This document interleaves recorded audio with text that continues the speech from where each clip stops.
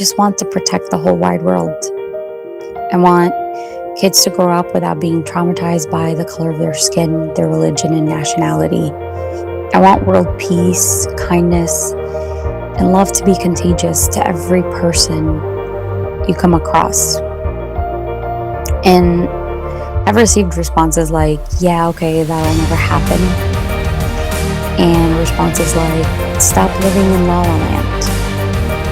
But why can't I live in La La Land? Isn't that how all of this began? I just want to pretend. So grateful to have you here. Let's get started. With all of the unfortunate experiences happening in the world at the moment, I have had a lot of resentment and bitterness towards humanity. I didn't know where to start at first, how to bring awareness, because I care so deeply about humanity that I just want to protect the whole wide world. I want kids to grow up without being traumatized by the color of their skin, their religion, and nationality. I want world peace, kindness, and love to be contagious to every person you come across. And I've received responses like, yeah, okay, that'll never happen. And responses like, stop living in La La Land. But why can't I live in La La Land? Isn't that how all of this began? It began with an idea, a dream, an intention, and then action steps were taken. And here we are now. I remember having a conversation with a friend, and I was voicing my frustration and resentment towards where we have landed in our current reality. And she said something to me that I still revisit every day and think about it. And she said, well, this is me paraphrasing what she said. She said, the universe doesn't see it as good or bad, it just is a manifestation of people's desires. And I started to just replay it in my head over and over again and try to come up with examples to prove my theory to myself. Now, you may or may not agree with everything I'm saying here, but this is my perspective and what has helped me move forward with my purpose, what has helped me move forward with setting out to help heal the world. And even if it's just a fraction of that, it's still creating a ripple effect. It's still making a change. Even if it's just one person, that creates change. Now, think about people you hear about in the news, you read articles about, you watch movies and documentaries about. Those same people are perceived as good and bad. How is that though? That's because it's in the eye of the beholder. It's the perspective based on characteristics, based on who we are internally. And it's not to say we were all born to think and act a certain way, but our environment contributed it. Our environment conditioned us over and over again. The people we love conditioned us to pick up their thought patterns and their habits. And we took those patterns and those habits and ran with them.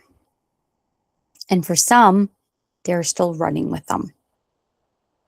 And to be honest, I was afraid of releasing this because of what may come of it. But then I realized my voice is what no one can take away from me. It belongs to me, and I get to be in control of how to use it. For years, I've stayed invisible as to not rock the boat or have an opinion that might shake things up. But in the end, it cost me. It cost me a part of my authenticity and a part of who I am. And with that being said, no matter which way you look at it, lives lost are lives lost, standing in the crossfires of someone else's desire. And at the end of the day, all beliefs share the same basic principles. Thou shalt not kill, Thou shall not steal, thou shall not harm. But when you are a traumatized inner child who did not have their needs met, you grow up with bitterness, hate, and resentment. You learn not to trust all that is around you. But truth be told, you can terminate the world and everyone in it to the point where it's just you and only you looking to a mirror and realizing the person you could not trust all along was yourself. This is where compassion for myself and others come in. I had another conversation with someone who I take a meditation program led by her. And I told her how I was feeling and how I felt like my hands were tied because my people are stuck in the Middle East. And here I am posting in creating a program to help others heal from trauma. But meanwhile, I can't heal them from the trauma they are currently experiencing and have been experiencing for decades. And to sum it up in one sentence, my perspective on what she said was to be the change I wish to see in the world. I've always said it to myself and others. It was like my go to um, mantra, if you will. But now it rings more truth to me than anything else. Yes, I don't have control over what is currently happening, but I also believe that you get back what you put out. And some of you might know that as karma.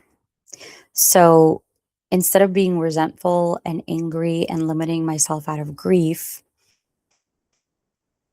I choose with intention to use my voice, my gifts, my knowledge to creating a program to guide others in healing trauma that stems from 8 generations before and 8 generations after. To be a part of Arise NYC and help with food drives and create programs for the youth because they are the future. That is how I take my power back. That is how I fight the darkness with light. The more I grow, the more abundance I receive.